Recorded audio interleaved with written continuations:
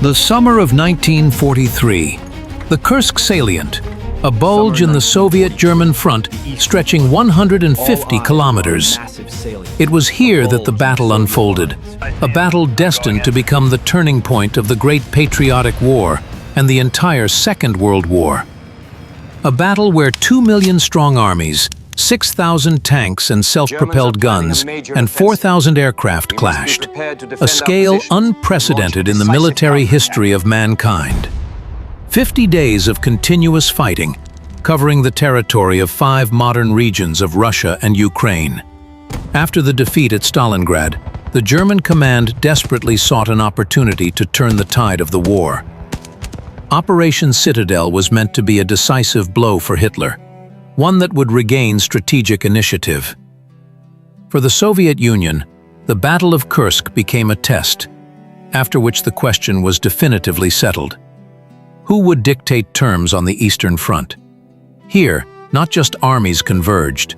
Here, 2 military philosophies, 2 industrial potentials, 2 forces of will collided. The victor gained everything: strategic initiative until the end of the war. Spring of 1943.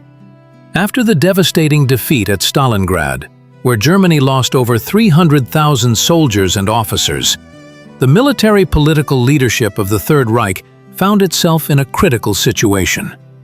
For the first time in the entire war, the German army faced the prospect of a complete loss of strategic initiative on the Eastern Front. Hitler needed a victory, loud, convincing, capable not only of raising the morale of the troops and the population, but also of demonstrating to the Allies that Germany still remained a formidable military power. On the map of the Eastern Front, the Kursk salient stood out clearly, a huge arc jutting into German positions for 150 kilometers deep and up to 200 kilometers wide. This salient was formed as a result of the successful winter offensive of the Red Army, and now presented an ideal target for a classic encirclement operation. From a military point of view, the situation seemed obvious. Using powerful strikes from the north and south, cut off this salient, encircle and destroy the Soviet armies located there, restoring the position lost after Stalingrad. The German command viewed the Kursk salient as a gift of fate, an opportunity to repeat the triumphs of 1941, when the tactic of double pincer movements led to the encirclement and destruction of entire Soviet armies. However, by the summer of '43, the Red Army was no longer the inexperienced force that the Wehrmacht had crushed in the first months of the war. Soviet troops had gained invaluable combat experience, learned not only to defend but also to attack, mastered the complex art of maneuver warfare.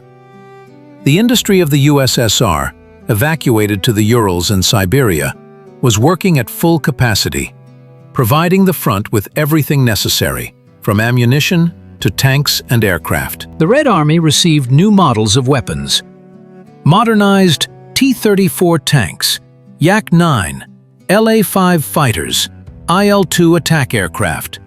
The Soviet military leadership, headed by the Stavka of the Supreme High Command, perfectly understood that the Germans would attempt a revanche in the summer. The only question was where exactly the main blow would be struck. And when intelligence reported the concentration of German forces at the base of the Kursk salient, there was no doubt left. Operation Citadel, such was the name of the offensive that was supposed to change the course of the war on the Eastern Front. Hitler personally supervised the development of this plan, attaching exceptional importance to it. The initial version was presented by Field Marshal von Manstein back in March 1943.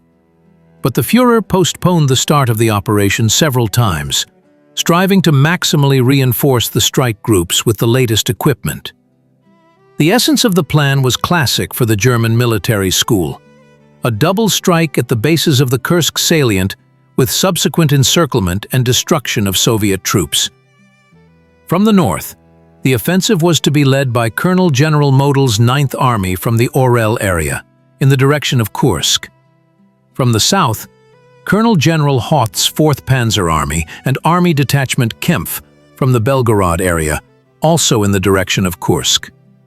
By closing the encirclement, the Germans hoped to repeat the success of the first year of the war. For the operation, the best forces of the Wehrmacht were concentrated. 50 divisions, including 16 tank and motorized divisions. The total strength of the grouping was 900,000 men, about 2,700 tanks and assault guns, 10,000 artillery pieces and mortars, and over 2,000 aircraft. In the directions of the main attacks, a six-fold superiority in tanks and a three-fold superiority in aviation was created. The German command placed special hopes on the latest models of armored vehicles. Heavy Tiger tanks with an 88mm gun could hit Soviet T-34s from a distance of up to 2 kilometers, while remaining invulnerable to return fire. Medium Panther tanks combined powerful armament with high maneuverability.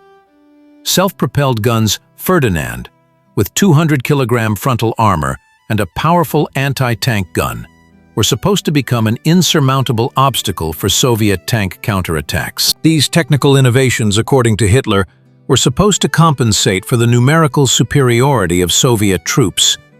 In total, for Operation Citadel, the Germans concentrated about 200 Tigers, about 100 Panthers, and 90 Ferdinands, an unprecedented concentration of heavy armored vehicles on a narrow sector of the front.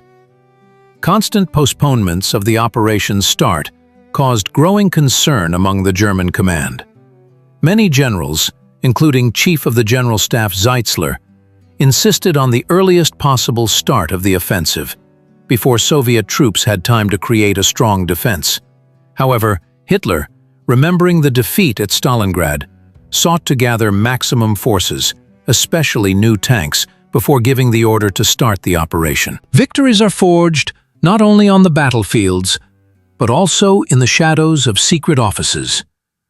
By the summer of 1943, Soviet intelligence had transformed into a well-oiled mechanism for obtaining information, which played a decisive role in the preparations for the Battle of Kursk. Stalin and the Stavka of the Supreme High Command possessed exhaustive information about the planned Operation Citadel long before its commencement. Information arrived through multiple channels. Partisan detachments operating behind enemy lines regularly transmitted data on German troop movements, concentration of equipment, and ammunition.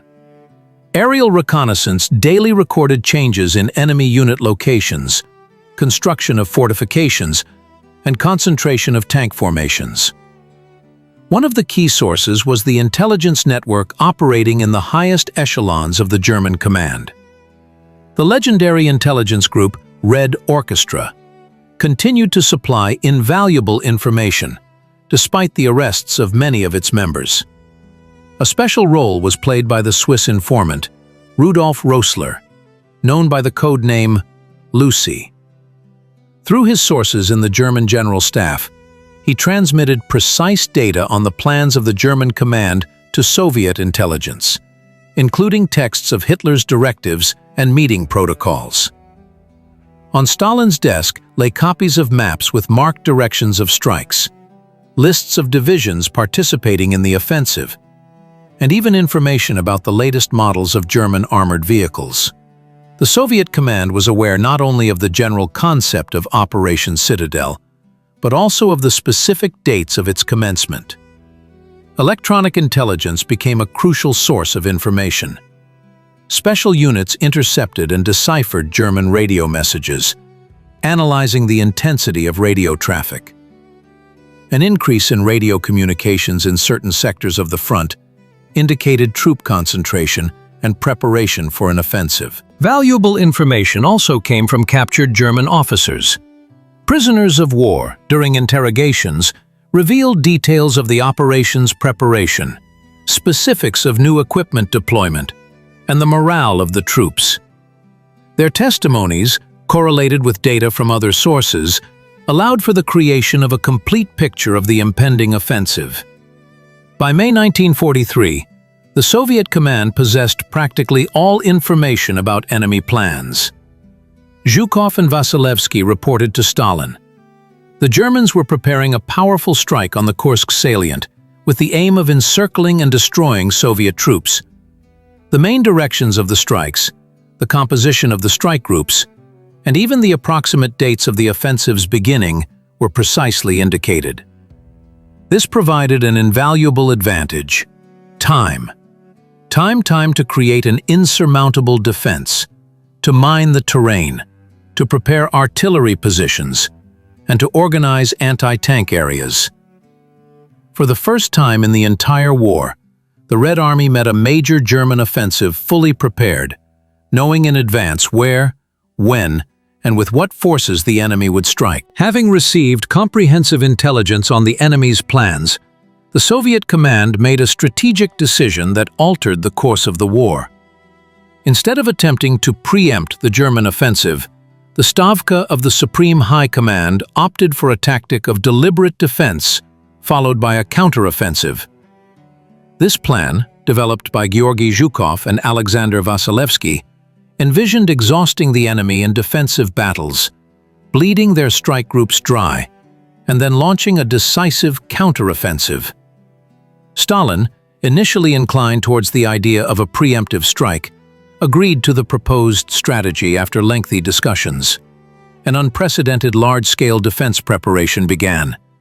A system of 8 defensive lines was created to a depth of up to 300 kilometers. Each of them represented a complex network of trenches, bunkers, artillery positions, and anti-tank obstacles. Special attention was paid to combating enemy tanks. Over 400,000 anti-tank and anti-personnel mines were laid by sappers in front of the forward edge and deep within the defense. The mine density reached 1,500 mines per kilometer of front, a figure previously unseen in military history. Anti-tank ditches, escarps, counterscarps, dragon's teeth, and other engineering barriers encircled each defensive line. Anti-tank areas were established in the most probable directions of enemy tank attacks. These consisted of strongpoints saturated with artillery, anti-tank rifles, and tanks dug into the ground. Each such area could independently continue fighting even if encircled. Artillery became the main anti-tank force in the defensive system of the Kursk Bulge. An unprecedented density was created in threatened directions, up to 120 guns per kilometer of front. Powerful artillery anti-tank reserves were formed, capable of rapidly relocating to threatened sectors. For the first time, high-power guns capable of engaging the newest German tanks were used en masse. The Su-UU self-propelled artillery units, nicknamed Beast Slayers by soldiers for their ability to destroy Tigers and Ferdinands, played a special role. Their 152mm gun could penetrate any German armor. Mobile obstruction detachments, equipped with mines, explosives, and anti-tank weapons, were created in the rear of each army. Their task was to promptly close gaps in the defense that arose during battle. To combat breakthrough enemy tanks, anti-tank artillery regiments and brigades of the RVGK, Reserve of the Supreme High Command, were formed. They constituted the second echelon of anti-tank defense. A crucial element of the Soviet defensive strategy was the creation of large operational reserves. A powerful grouping, the Steppe Front under the command of General Ivan Konev, was concentrated in the rear of the Kursk salient. It included combined arms and tank armies, ready both to reinforce the defense in threatened directions and to launch a counterstrike against a breakthrough enemy. By the summer of 1943, a concentration of military power unprecedented in the history of warfare had occurred on a relatively small sector of the front. The Kursk Bulge transformed into the epicenter of a titanic confrontation, where endless columns of equipment, echelons of ammunition, and human streams converged from both sides. The total number of opposing forces reached 2 million people, the population of a large European state, gathered on a patch of several hundred square kilometers. The Soviet command concentrated 1,300,000 soldiers and officers, 19,000 cannons and mortars, 3,400 tanks and self-propelled guns, and 2,000 aircraft in the Kursk salient area. The German grouping numbered approximately 900,000 people, 10,000 cannons and mortars, 2,700 tanks and assault guns, and over 2,000 aircraft. Never before had history known such a concentration of armored vehicles. 6,000 steel machines were preparing to clash in a deadly battle in an area where, in peacetime, one would barely encounter a dozen tractors. Such a concentration of forces created colossal logistical problems. Thousands of tons of fuel, ammunition, food, medicine, and spare parts were required daily. Soviet railways operated at their limit. Echelons from all over the country continuously streamed to the front line. To ensure uninterrupted supply to the troops, all transport resources were mobilized, from railway trains to horse-drawn transport. The supply of fuel presented particular difficulty. A single tank corps consumed up to 100 tons of fuel per day of active combat operations. To store such volumes, special field depots were created, carefully camouflaged from enemy aircraft. The German command faced even greater difficulties.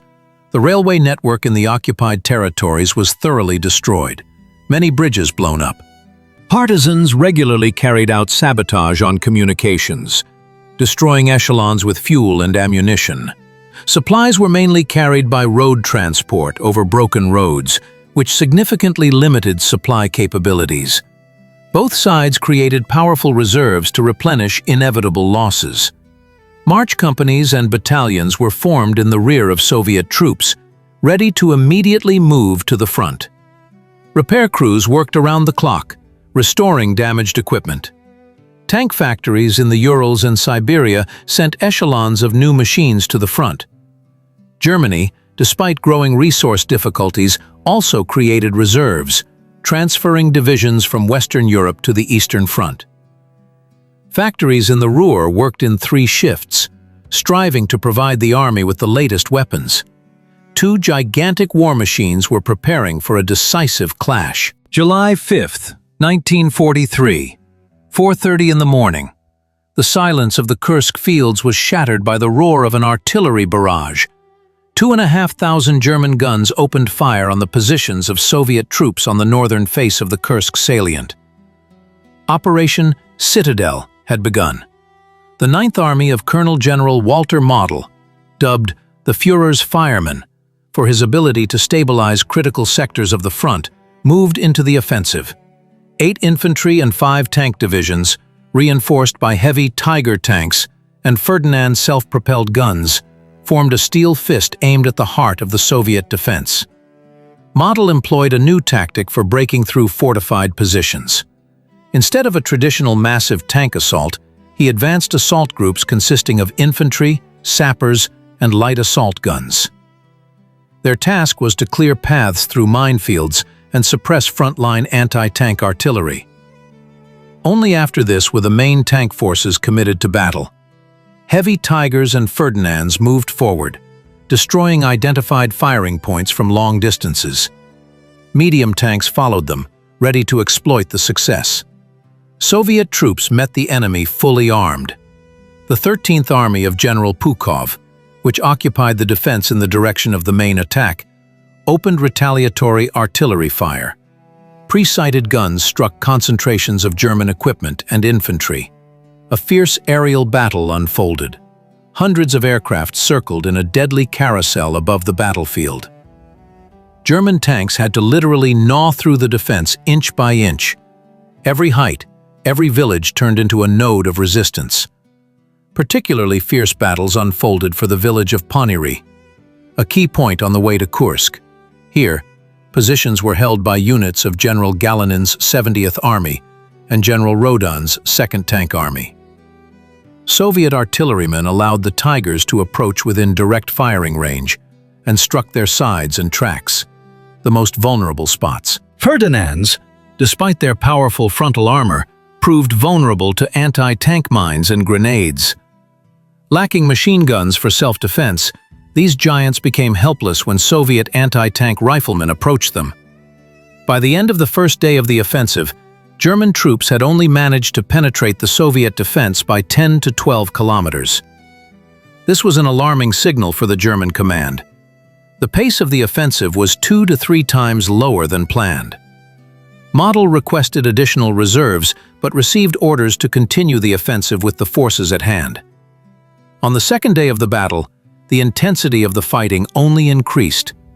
The Germans threw more and more new units into the attack, striving to expand the breakthrough. However, the Soviet command promptly transferred reserves to threatened areas. Artillery anti-tank reserves advanced to the lines of likely breakthrough and met German tanks with a hail of fire. On the southern face of the Kursk salient, events unfolded according to a different scenario. Here, the offensive was spearheaded by elite SS Panzer divisions, under the overall command of Field Marshal Erich von Manstein, one of the Wehrmacht's most talented strategists.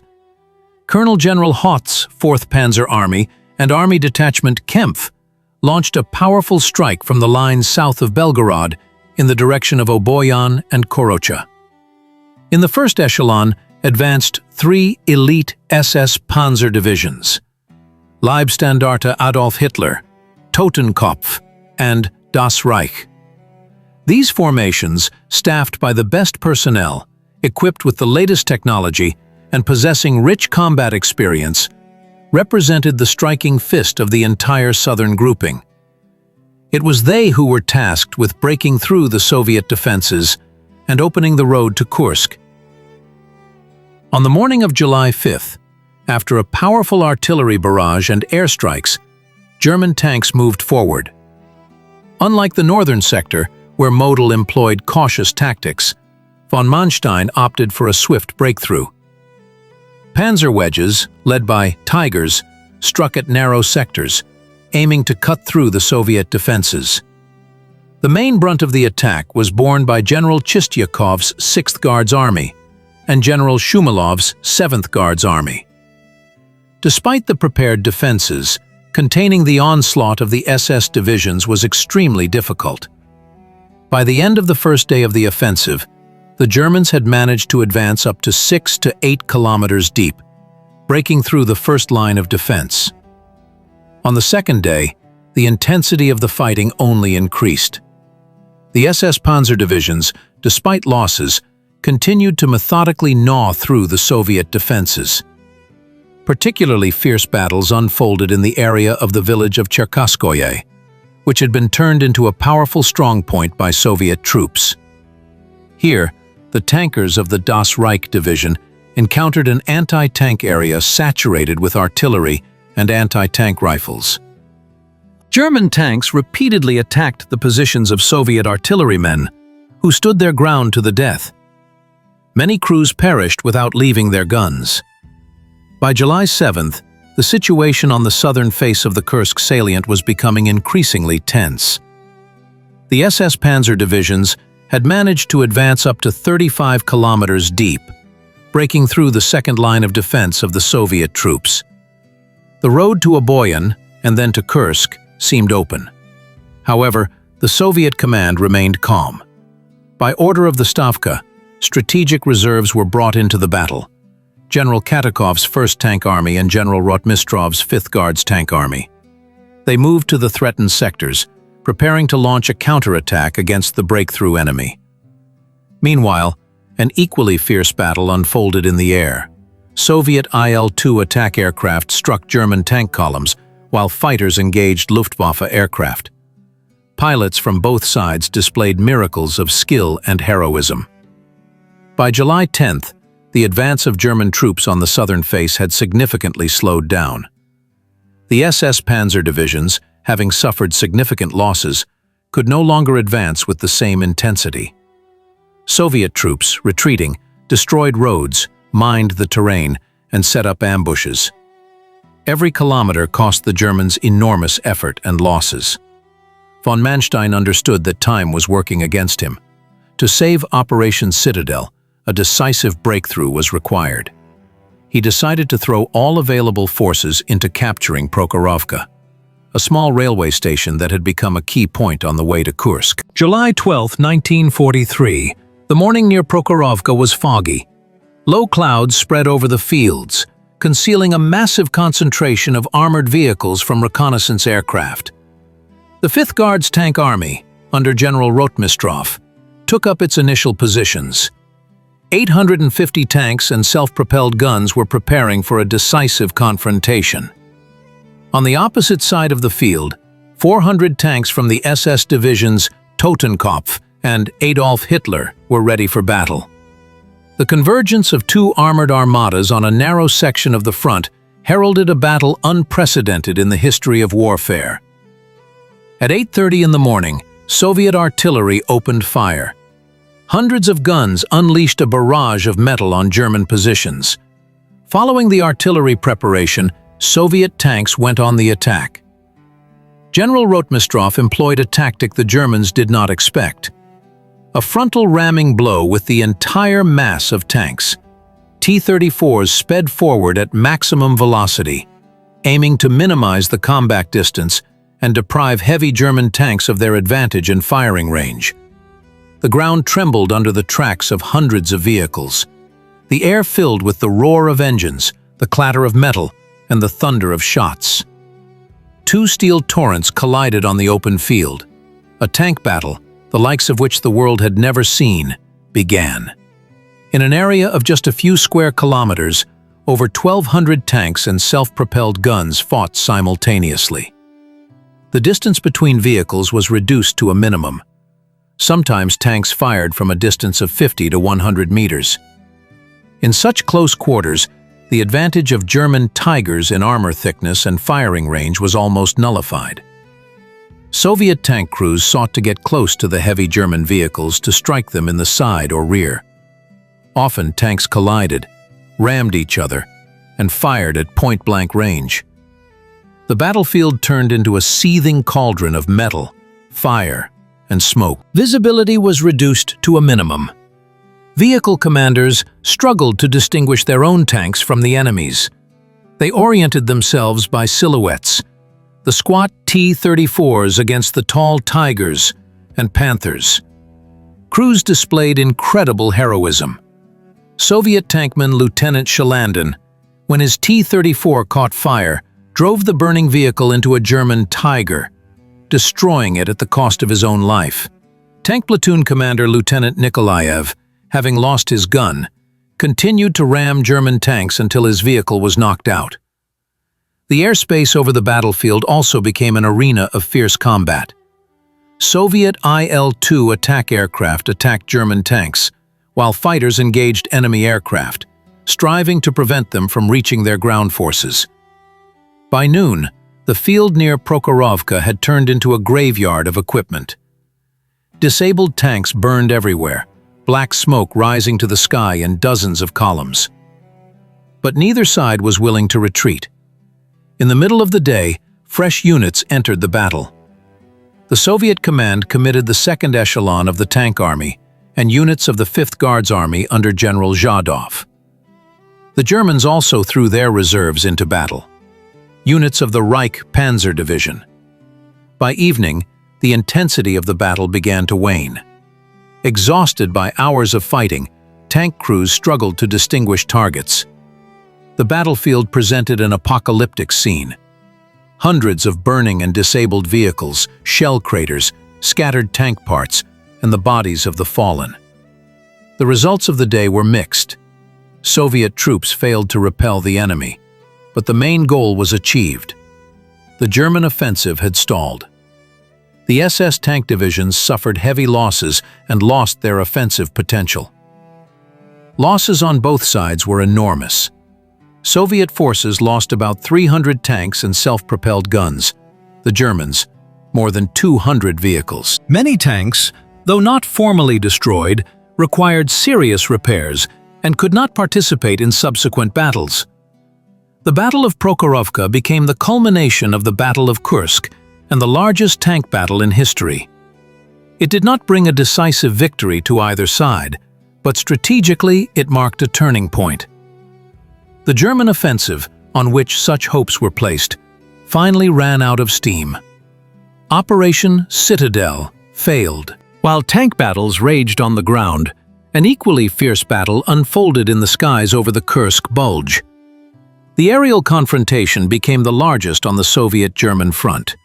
Over 4,000 aircraft circled above the battlefields, determining who would dominate the airspace. The Luftwaffe threw its best formations into battle, aviation corps and squadrons, manned by experienced pilots. The German command expected that air superiority would be the key to the success of Operation Citadel.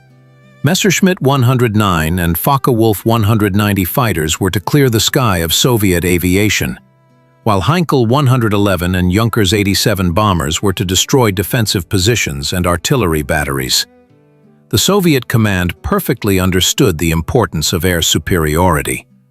By the beginning of the Battle of Kursk, the 16th and 2nd Air Armies, reinforced by long-range aviation units, were concentrated in the salient. The newest Yak-9 and La-5FN fighters, capable of fighting on equal terms with the best German machines, entered service. A special role was played by Il-2 attack aircraft, armored flying tanks that struck terror into German columns. The air battle began simultaneously with the ground battle. At dawn on July 5th, German bombers came in waves against Soviet positions, trying to clear a path for their tanks. They were met by dense anti-aircraft fire and Soviet fighters. The sky turned into an arena for hundreds of aerial duels. German aces, with years of war and dozens of victories behind them, faced a new generation of Soviet pilots, no less experienced and determined. Soviet aviation used new tactics. Fighters operated in pairs and flights, providing mutual cover. Il-2 attack aircraft flew in groups under fighter cover, striking concentrations of German equipment. Pe-2 and Tu-2 bombers attacked enemy airfields and communications. The air battles were characterized by unprecedented intensity. On some days, Soviet pilots made up to 1,500 sorties.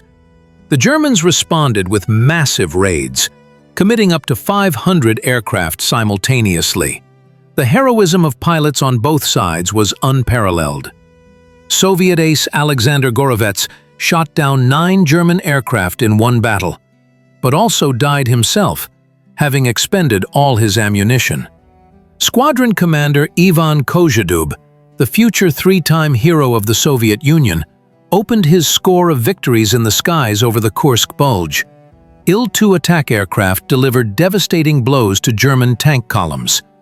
Their pilots displayed incredible courage, attacking the enemy from extremely low altitudes under anti-aircraft fire. Many crews, after being damaged, directed their burning machines into concentrations of enemy equipment.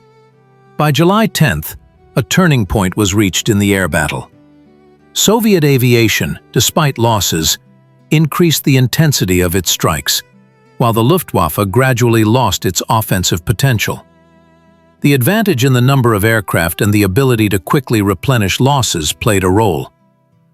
By the end of the defensive phase of the battle, Soviet pilots had made over 27,000 sorties and shot down about 2,000 German aircraft. The Luftwaffe lost many experienced pilots who could not be quickly replaced. The achieved air superiority became one of the key factors in the overall victory in the Battle of Kursk. Soviet attack aircraft and bombers could now freely attack German troops, while fighters reliably covered their ground units from airstrikes. The air battle over the Kursk Bulge marked the final transfer of strategic initiative in the sky to the Soviet Air Force. This turning point was crucial for the entire Eastern campaign. Without air superiority, the German army lost one of its main advantages of the first years of the war. The 13th of July, 1943, marked a turning point in the Battle of Kursk. After a week of fierce fighting, colossal losses in equipment and manpower, the German command was forced to make the gravest decision: to cease Operation Citadel. Hitler convened an emergency meeting at his Wolf's Lair headquarters, attended by Field Marshal von Kluge, commander of Army Group Center, and Chief of the General Staff of the Army, Kurt Zeitzler. Reports from the front were disheartening. Model's 9th Army on the northern face had advanced only 12 kilometers, irrevocably losing hundreds of tanks and thousands of soldiers in the process. In the southern direction, despite initial success and a breakthrough of up to 35 kilometers, the SS Panzer divisions were halted and bled dry in the battle near Prokhorovka. But it was not only military failures that compelled the Führer to order the cessation of the offensive. On July 10th, Anglo-American forces landed in Sicily, opening a new front in southern Europe. Italy, a key German ally, was under direct threat. An urgent transfer of reserves was required to stabilize the situation. The situation was aggravated by Soviet intelligence reports of a major Red Army counteroffensive being prepared in the Oriol direction. Model's 9th Army, bogged down in fighting on the Kursk salient, risked a flank attack. The decision to cease Operation Citadel was not easy for Hitler. It was the Wehrmacht's first strategic offensive in 1943, on which enormous hopes had been placed. Its failure meant the definitive loss of strategic initiative on the Eastern Front. German troops were ordered to go on the defensive and begin withdrawing some forces for transfer to Italy. The Soviet command immediately took advantage of the situation. On July 12th, while the tank battle still raged near Prokhorovka, the troops of the Western and Bryansk fronts launched a counteroffensive in the Oriol direction. Operation Kutuzov began. Its goal was to eliminate the Oriol salient, a bridgehead from which the Germans had struck the northern face of the Kursk salient. The main blow was delivered by the armies of Generals Bagramyan and Popov. They were supported by tank corps, artillery breakthrough divisions, and powerful air forces. The German defenses, weakened by the transfer of reserves to the Kursk salient, could not withstand the powerful onslaught. Soviet troops broke through the first line of fortifications and rushed deep into the Oriol salient. On August 5th, Oriol was liberated, a vital communications hub and a powerful stronghold of German defense. On the same day, the second part of the Soviet counteroffensive began. Operation Rumyantsev, in the Belgorod-Kharkov direction. The troops of the Voronezh and Steppe fronts, under the command of Generals Vatutin and Konev, delivered a powerful blow to the enemy's positions. The offensive developed rapidly. Belgorod was liberated as early as August 5th. For the first time in the entire war, an artillery salute thundered in Moscow in honor of the liberation of Soviet cities. 12 salvos from 120 guns heralded a great victory. This became a tradition that continued until the end of the war. The German command tried to stop the Soviet offensive by transferring reserves from other sectors of the front, but the initiative was irrevocably lost. The Red Army, having tasted victory, accelerated the pace of the offensive. On August 23rd, Kharkov was liberated, the largest industrial center of Ukraine, for which fierce battles had been fought since the beginning of the war. Its liberation marked the complete failure of Operation Citadel and the beginning of the general retreat of German troops on the Eastern Front. On July 12, 1943, as the greatest tank battle still raged near Prokhorovka, Soviet command began implementing a meticulously prepared counteroffensive plan. Operation Kutuzov, a large-scale offensive on the Oriol salient, commenced with a powerful artillery strike. Thousands of guns unleashed a torrent of fire upon German positions. The ground was shaken by exploding shells, and the sky was filled with hundreds of Soviet bombers and attack aircraft. The main thrust was delivered by troops of the Bryansk front, under the command of General Popov, the Western Front under the leadership of General Sokolovsky, and the left wing of the Central Front of General Rokossovsky. The offensive involved 11 combined arms armies, 3 tank armies, and several separate tank and mechanized corps, a colossal force capable of crushing even the most formidable defense. The German command found itself in an extremely difficult position. The 2nd Panzer Army, defending the Oriol salient, had been significantly weakened. Its best units had been redeployed to the Kursk salient for Operation Citadel. Now, they had to urgently patch up gaps in the defense, transferring reserves from other sectors of the front. Soviet troops employed new tactics for breaking through defenses. Instead of evenly distributing forces along the entire front, the main strikes were delivered on narrow sections, where a multiple superiority in manpower and equipment was created. The breakthrough was carried out by assault groups, reinforced by tanks providing direct infantry support. Mobile formations, tank and mechanized corps, were then introduced, developing the success into the operational depth. Despite stubborn resistance, the German defense was cracking. By the end of the first day of the offensive, Soviet troops had advanced up to 13 kilometers deep, breaking through the first line of defense. In the following days, the pace of the offensive increased. The tank formations of Generals Rodan and Bogdanov were particularly successful, rapidly advancing deep into the enemy's defense. Belovsky Heights, Bolkov, Mitsensk, one after another, settlements that the Germans had turned into powerful resistance strongholds were liberated. Every town, every village, became an arena of fierce battles. German troops, ordered to hold their positions at all costs, fought with the desperation of the doomed. By the end of July, Soviet troops had encircled Oryol from three sides. The German command, fearing encirclement, began a hasty evacuation of the city. On August 5th, Oryol was completely liberated. On the same day, Moscow witnessed the first salute of the entire war. 12 artillery volleys from 120 guns in honor of the liberation of Oryol and Belgorod. Partisan units operating behind enemy lines played a special role in the success of Operation Kutuzov. They attacked communications, destroyed bridges and railway lines, disrupted communications, and created an atmosphere of constant threat in the German rear. In July-August alone, partisans derailed over 200 enemy echelons with equipment, ammunition, and manpower. By August 17th, Operation Kutuzov was successfully completed. The Oryol salient, which had served as a bridgehead for the German offensive on the Kursk salient, ceased to exist. The front line straightened, creating favorable conditions for further Soviet advances to the west. The strategic initiative finally passed to the Red Army. August 3rd, 1943. The morning silence was shattered by the thunder of an artillery barrage. Operation Rumyantsev had begun.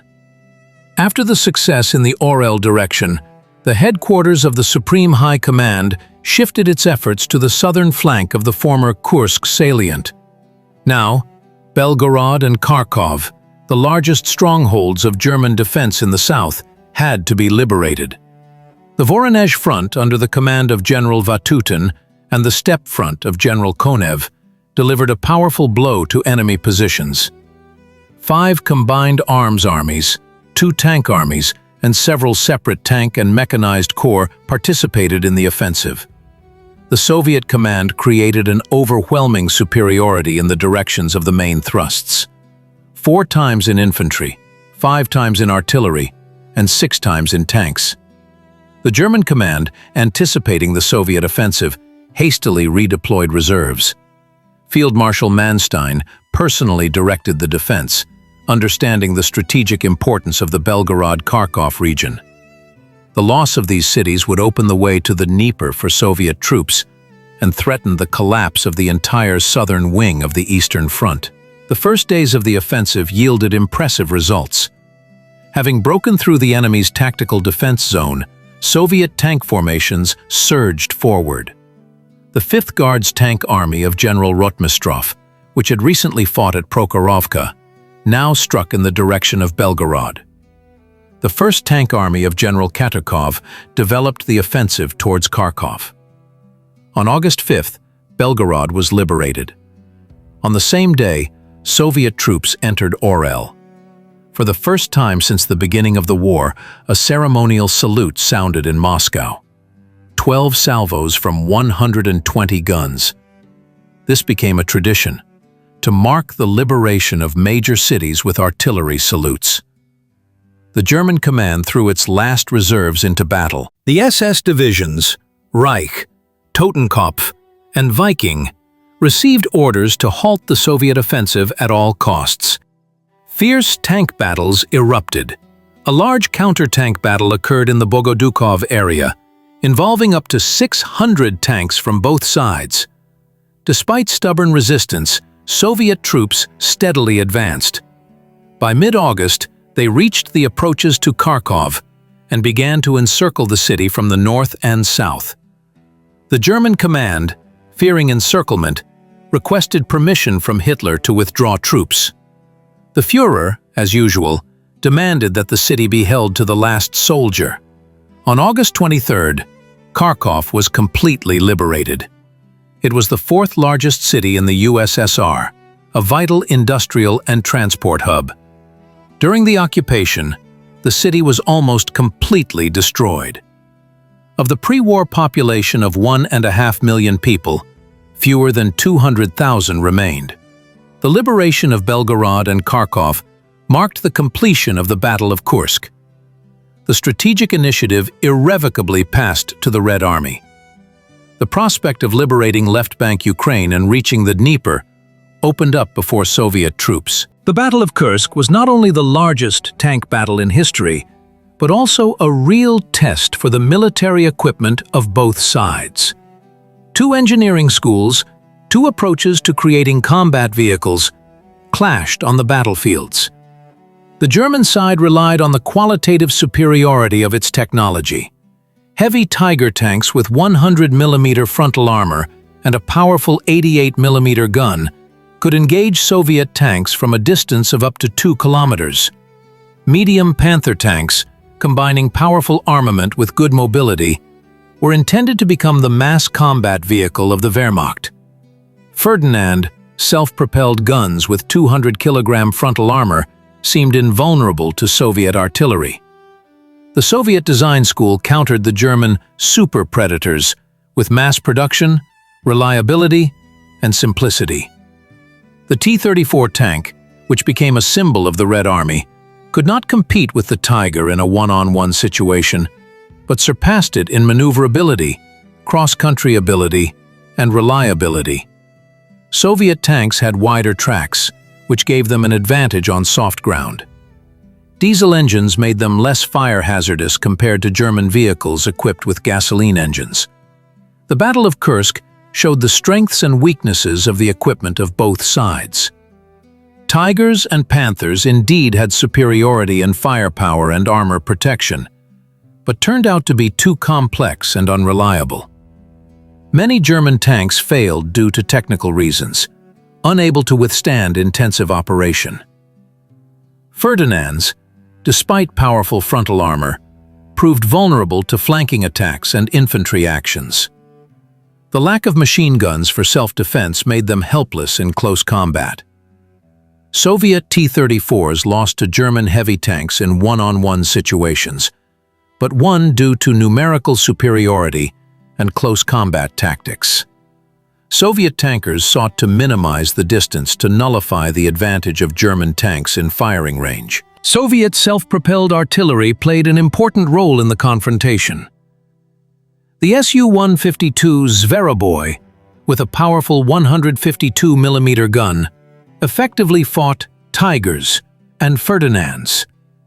The Battle of Kursk became a testing ground for new tactical methods. The Germans first massively used heavy tanks to break through fortified defenses. Soviet troops honed the tactics of echeloned anti-tank defense, creating fire bags for German tanks. The most important lesson of the Battle of Kursk was the understanding that not only technical characteristics determine the outcome of a battle. Mass production, maintainability of equipment, and tactics of use proved to be no less important factors. German designers drew important conclusions from this battle. Subsequent models of German tanks became more technological and maintainable. Soviet engineers also took into account the experience of the Battle of Kursk, strengthening the armor protection and firepower of their tanks. The IS-2 tank, created after the Battle of Kursk, was no longer inferior to Tigers in one-on-one situations. The Battle of Kursk became a turning point not only strategically, but also in technical confrontation. It proved the superiority of the Soviet military technical doctrine, based on the mass production of reliable and easy-to-operate combat vehicles. The historical significance of the Battle of Kursk cannot be overstated. This grandiose 50-day epic did not just change the course of the Great Patriotic War, it predetermined its outcome. The price of victory was colossal. Soviet forces lost over 250,000 men, killed, wounded, and missing. About 6,000 tanks and self-propelled guns, and over 1,000 aircraft. German losses amounted to about 130,000 men, over 3,000 tanks and assault guns, and more than 1,000 aircraft. But it was not just about the numbers. The Battle of Kursk became the psychological turning point of the war. The myth of the invincibility of German weaponry, of the superiority of German military thought, was finally shattered. For the first time in the entire war, the Wehrmacht failed to achieve any of its strategic objectives. The meticulously prepared Operation Citadel turned into a catastrophe. German elite divisions, staffed with the best personnel and the latest equipment, were routed. After the Battle of Kursk, the German army on the Eastern Front transitioned to strategic defense. The initiative definitively and irrevocably passed to the Red Army, which now dictated the terms of warfare. The unstoppable westward movement of Soviet troops began, continuing all the way to Berlin. For the Soviet people, the victory at Kursk became a powerful moral stimulus. For the first time, there was firm confidence in the imminent liberation of their homeland, in the inevitable defeat of the enemy. The heroic deeds of Soviet soldiers and officers, accomplished on the Kursk Bulge, entered the golden treasury of military history. For Germany and its allies, the defeat at Kursk was a harbinger of the coming catastrophe. The morale of German troops was severely undermined. Wehrmacht soldiers, who had recently believed in the victorious conclusion of the war, now increasingly questioned its meaning. In the rear, discontent with the policies of the Nazi leadership grew, and talk of the need to find ways out of the war multiplied. The Battle of Kursk had a tremendous impact on strengthening the anti-Hitler coalition. The victory of the Red Army made a strong impression on the Western Allies, forcing them to accelerate preparations for opening a second front in Europe. British Prime Minister Winston Churchill, speaking on the radio, called the victory at Kursk a brilliant example of military art. The American press wrote about the Russian miracle that occurred on the battlefields. The strategic significance of the Battle of Kursk extended far beyond the Soviet-German front. It marked the beginning of a general crisis of the German war machine. The Wehrmacht lost the ability to conduct strategic offensive operations not only in the East, but also in other theaters of war. Germany was forced to go on the defensive along the entire perimeter of the fronts, which meant the beginning of the end of the Third Reich. The Battle of Kursk was a triumph of Soviet military art. The strategy of deliberate defense, followed by a counteroffensive, developed by Zhukov and Vasilevsky, brilliantly proved itself. For the first time in the history of war, a major German offensive was stopped, not at the cost of retreat and loss of territory, but as a result of a well-thought-out defense system. This victory confirmed the high level of Soviet military leadership, capable not only of deciphering enemy plans, but also of successfully countering them. The Battle of Kursk demonstrated the increased power of Soviet military industry. Despite the loss of crucial industrial areas, the USSR managed to establish mass production of armaments, surpassing Germany in both the quantity and quality of military equipment. This was a true economic miracle, accomplished by the labor feat of the Soviet people. For world military science, the Battle of Kursk became an inexhaustible source of experience. It proved that in modern war, victory is determined not only by the bravery of soldiers or the skill of commanders, but also by the economic potential of a country, its ability to mass-produce armaments and replenish losses. The lesson of the Battle of Kursk was learned by all leading military powers and influenced the development of military thought in the second half of the 20th century.